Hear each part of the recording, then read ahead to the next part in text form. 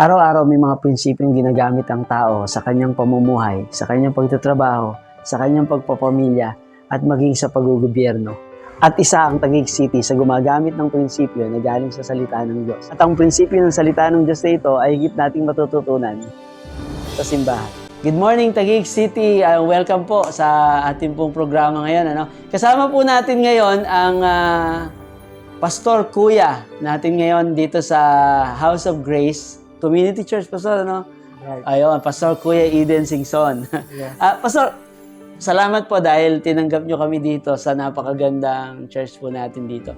Tanong ko lang po, katulad po ng intro natin sa video na ito, meron po talaga mga prinsipyong ginagamit ang tao sa pang-araw-araw nilang buhay. Ang tanong ko lang po, gaano po nakatutulong o gaanong kahalaga ang prinsipyo na galing sa salita ng Diyos sa pang-araw-araw na buhay ng tao?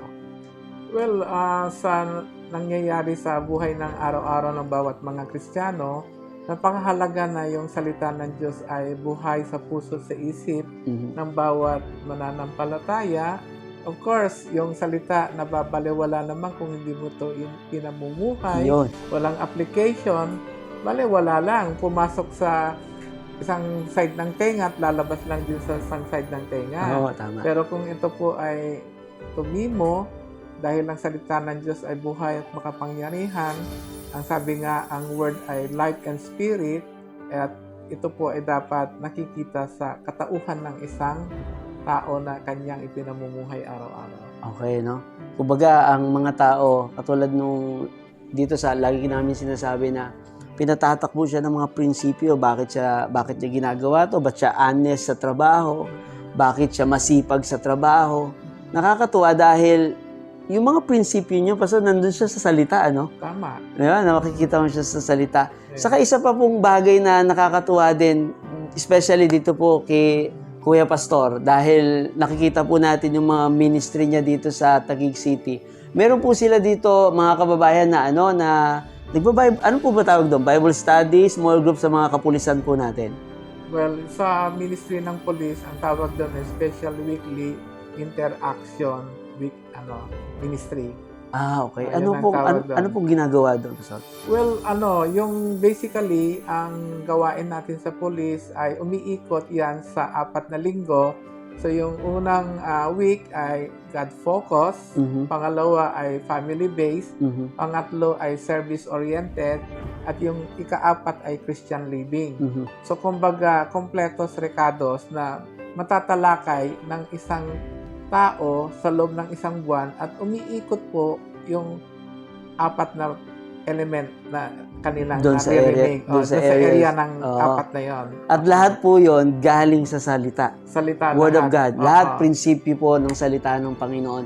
Oo. Yun po, pwede nyo pong i-consider na gamitin ang salita ng Diyos sa pang-araw-araw nyo pong buhay.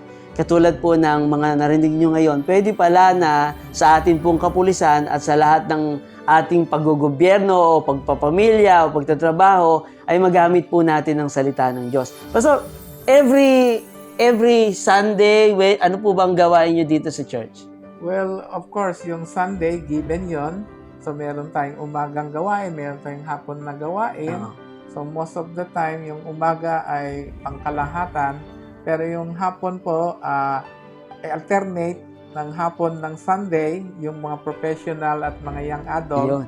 Tapos, yun namang susunod na Sunday, ay yun namang mga teenager, ages 12 to 19. Okay lang po ba na pag may nakapanood dito, welcome naman po sila sa atin? Yes, everyone is welcome to join any work that God has entrusted to us dito sa House of Grace. Everyone is welcome. Yon. Welcome po kayo. Pwede po ba natin sila invite? Saan po ba ito ano po ba address natin? Well, matatagpuan ng House of Grace Community Church dito sa number 45 JP Rizal Street, Tuktukan, Taguig City.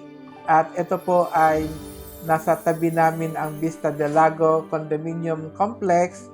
At yung harap namin ay makapapansin yung John Owen Corporation. At hindi kalayuan ay nasa gawing kaliwa po yung Meralco. At yung gawing kanan naman ay yung Baliwag. At kapag dumiretso ka pa ng bahagya, makikita nyo yung Vista Mall. Yun. Na very popular dito sa Taguig. Vista Mall. Pagkatapos siya mag-charge, meron na kayong kainan. Pwede na po kayo magpunta sa Vista Mall. Pastor, maraming pong salamat sa pagpapa-unlock sa amin. Thank you. Nawa po ay pwede nyo pong bisitahin, kausapin sila po dito sa House of Grace. At ako po ay naniniwala na sa inyo pong pagbisita sa church na ito, kayo po ay lalago, titibay, at magagamit nyo po ang salita ng Diyos sa inyong buhay. God bless you all at magkita-kita po tayo sa susunod po. God bless.